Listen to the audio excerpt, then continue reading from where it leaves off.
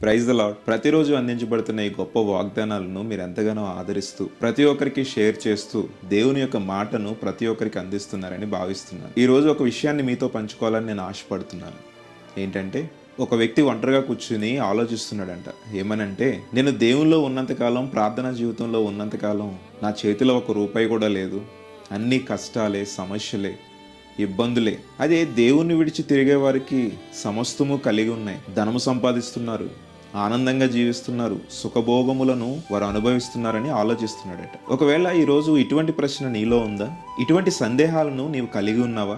ఎవరైతే ఈ సందేహాలను, ఈ ప్రశ్నలు కలిగి ఉన్నారో వారికి ఈ సందేశం అందించాలని నేను ఆశపడుతున్నాను. ఒకసారి యోనా గారిని గుర్తు చేసుకోండి. దేవుడు యోనాని నినివే పట్టణానికి వెళ్ళమన్నప్పుడు దేవుని యొక్క మాటను ధిక్కరించి, దేవుని యొక్క మాటను వినకుండా తర్షీషుకు పోయే ఓడెక్కుతాడు. చూడండి, ఎప్పుడైతే దేవుని యొక్క మాట వినకుండా తన ప్రయాణాన్ని కొనసాగించాలనేసి అనుకున్నాడో, వెంటనే తర్షీషు అనే దేశానికి ఇతనికి వెళ్ళడానికి ఒక ఓడ ఉంది. దానికి టికెట్ కూడా దొరికింది. అందులో ఒక మంచి బెర్త్ కూడా దొరికింది. చూడండి, ఎప్పుడైతే దేవుని యొక్క మాటను విడిచాడో అన్నీ అనుకూలంగా అనిపిస్తున్నాయి యోనాకి. అన్నీ నాకు బాగానే కలిసి వస్తున్నాయని యోనా అనుకుని ఉండొచ్చు. అలాగే మనం కూడా అనుకుని ఉండొచ్చు. దేవుడిని విడిచి తిరుగుతున్న వ్యక్తులను చూసో లేదా ప్రజలను చూసో వీరు ఆనందంగా ఉన్నారు, ప్రతిదీ కూడా వాళ్ళకి కలిసి వస్తుంది, మనము కూడా అలానే చేస్తే మనము కూడా ధనము సంపాదించవచ్చు, సుఖభోగములు అనుభవించవచ్చు అని మనం అనుకుని ఉండొచ్చు.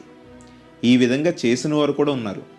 దేవుని మందిరానికి రాకుండా, దేవుని యొక్క వాక్యాన్ని చదవకుండా, ప్రార్థన చేయకుండా ఈ లోక సంబంధమైన పనులు చేసుకుంటూ, నా వ్యాపారంలో లాభాన్ని సంపాదించాను, నా ఉద్యోగంలో ఉన్నతి సంపాదించాను, చేతి నిండా డబ్బులు సంపాదిస్తున్నానని అనుకున్నవారు కూడా ఉన్నారు, ఇలా చేసిన వారు కూడా ఉన్నారు. కానీ డియర్ ఫ్రెండ్స్, నేను ఒక సత్యాన్ని మీ ముందుంచాలని ఆశపడుతున్నాను.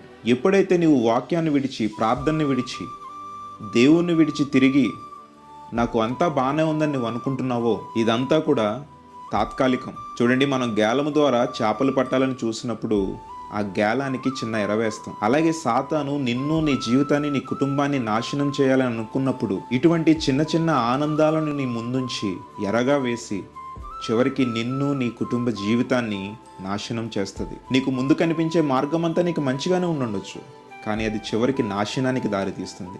సామెతల గ్రంథం 16వ అధ్యాయం 25వ వచనంలో మాట్లాడుతూ, ఒకనికి యథార్థంగా కనిపించే మార్గము కలదు, కానీ అది తుదకు మరణానికి దారితీస్తుంది అని మనం సామెతల గ్రంథంలో చూస్తాం. మనకు కనిపించేదంతా యథార్థత అనుకుంటాం. మనకు సాతాను అందించే ఆ తాత్కాలికమైన ఆనందాలనే మనం యథార్థంగా అనుకుంటాం. కానీ ఒకానొక రోజు నిన్ను నాశనానికి నడిపిస్తుంది. యోనాని దేవుడు నినివేకెళ్ళి అక్కడున్న ప్రజల్ని హెచ్చరించమని, సువార్త చేయమని చెప్పినప్పుడు దేవుని యొక్క మాటకు విలువనివ్వకుండా, దేవుని యొక్క మాటను లెక్క చేయకుండా నినివే వెళ్లాల్సిన వాడు తర్షీషుకు పోవాలని తర్షీషు ఓడ ఎక్కినప్పుడు దేవుడు చూస్తూ ఊరుకుంటాడండి? ఒక బలమైన పెద్ద తుఫాను సృష్టించినప్పుడు ఓడ బద్దలైపోయేంత సిచ్యువేషన్ ఆ సమయంలో జరిగింది. ఓడలో ఉన్న వాళ్ళందరూ కూడా ప్రాణాలు గుప్పెట్లో పెట్టుకుని, అల్లకల్లోలంగా మారిన సముద్రం, వారందరూ కూడా తన ప్రాణాలని చేతుల్లో పెట్టుకుని ఎవరికి వారు దేవునికి ప్రార్థన చేయడం ప్రారంభించారట. ఆ ఓడలో ఉన్నవారు అల్లాడుతూ ప్రాణభయంతో కొట్టుమిట్టాడుతున్నారు. ఎవరి వల్ల చెప్పండి? దేవుని యొక్క మాట వినకుండా ఒక చోటికి వెళ్ళమంటే ఇంకొక చోటికి వెళ్తున్న యోనా గురించే కదా. ఈరోజు నీవు భర్తవై ఉండొచ్చు. నువ్వు దేవుని యొక్క చిత్తాన్ని కానీ, వాక్యాన్ని కానీ అనుసరించకుండా నీ ఇష్టం వచ్చినట్లు నీవు జీవిస్తే నీ కుటుంబం పరిస్థితి ఏంటో ఒక్కసారి ఆలోచించు. నీతో పాటు కూడా వాళ్ళు కూడా శ్రమలను అనుభవించాల్సి వస్తుంది. ఒకవేళ భార్యగా నీవు ఉన్నట్లయితే, జ్ఞానము కలిగిన గుణవతి అయిన భార్యగా నీ ఉండకుండా నీ ఇష్టం వచ్చినట్లు నీవు ఉన్నట్లయితే నీ కుటుంబం అంతా కూడా ఆ సమస్యలను అనుభవించాల్సి వస్తుంది. ఇంట్లో అశాంతి, సమాధానం లేకపోవడం, ఇలా ప్రశాంతత లేని జీవితాన్ని జీవించాల్సి వస్తుంది. ఎప్పుడు దేవుణ్ణి విడిచి లోక సంబంధమైన ఆ ఆనందాల కోసం మనం పరిగెత్తినప్పుడు. ఎందుకని ఈరోజే నీ యొక్క హృదయాన్ని పరిశీలించుకోకూడదు? దేవుడు చెప్పిన మాట ప్రకారం ఎందుకు నడుచుకోకూడదు? లోకాశలు నీ ముందున్నాయా? అయితే ప్రార్థించు. వీటి నుండి జయించే శక్తిని మన దేవుణ్ణి అడుగు. ఖచ్చితంగా దేవుడు వాటిని జయించే శక్తిని నీకు ఇస్తాడు. ఆత్మీయుడు ప్రార్థన చేయాల్సిన సమయంలో ప్రార్థన చేయకుండా, వాక్యం చదవాల్సిన టైంలో వాక్యం చదవకుండా ఉంటే ఆ సమయంలో సాతాను నిన్ను శోధిస్తుంది. ఆ శోధనలకు నీవు పడిపోతావు. ఒకవేళ నన్ను ఎవరూ చూడట్లేదు కదా, నేనేం చేసినా చెల్లుతుంది అని నీవు అనుకుంటే, యోనా కూడా అలానే అనుకున్నాడు. దేవుడు చెప్పిన మాట ప్రకారం వెళ్లకుండా తర్షీషుకు పోవాలనుకున్నాడు. నన్ను దేవుడు చూడట్లేదు కదా అనుకున్నాడు. కానీ దేవుడు కన్నెర చేసే సమయం వచ్చిందంటే అటు తీవ్రత మనము భరింపలేం. ఈరోజే మన యొక్క హృదయాలను పరిశీలించుకొని దేవుని యొక్క చిత్తం ప్రకారం, వాక్య ప్రకారం మనం నడుచుకోగలిగితే దేవుడు నీ కోసం దాచిపెట్టించిన గొప్ప ఆశీర్వాదాన్ని నీవు పొందుకోగలుగుతావు. అటు ఆశీర్వాదాలను దేవుడు మనకు అనుగ్రహించునుగాక. ఆమేన్. తలలో వంచి ప్రార్థనలో ఏకీభవించండి. మహోన్నతుడా, మహిమాన్వితుడా, పరిశుద్ధుడా, నీకు స్తోత్రములు తండ్రి.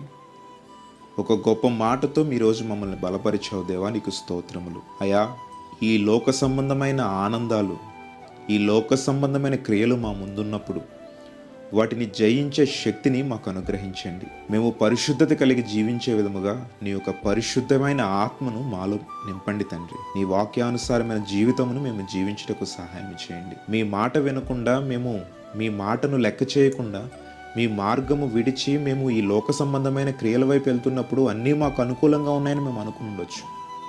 కానీ ఏదో ఒక రోజు నీ ఉగ్రతను ప్రభువా మేము ఎదుర్కోవాల్సి వస్తుంది. దయతో మమ్మల్ని క్షమించి అయా, మరలా మీ మార్గంలోకి వచ్చిన మమ్మలను అయా నీ శక్తితో, నీ ఆత్మతో మమ్మల్ని నింపండి. ప్రార్థన చేస్తున్న ప్రతి ఒక్కరిని మీరు దీవించి నీ కృపతో నింపి ఆశీర్వదించమని యేసుక్రీస్తు అతి శ్రేష్టమైన పరిశుద్ధ నామంలో అడిగి వేడుకొని పొంది ఉన్నాము తండ్రి. ఆమేన్. ప్రతిరోజు అందించబడుతున్న ఈ గొప్ప వాగ్దాన సందేశాలను మీ తెలిసిన వారికి, మీ స్నేహితులకు, మీ బంధువులకు షేర్ చేయండి. Praise the lord.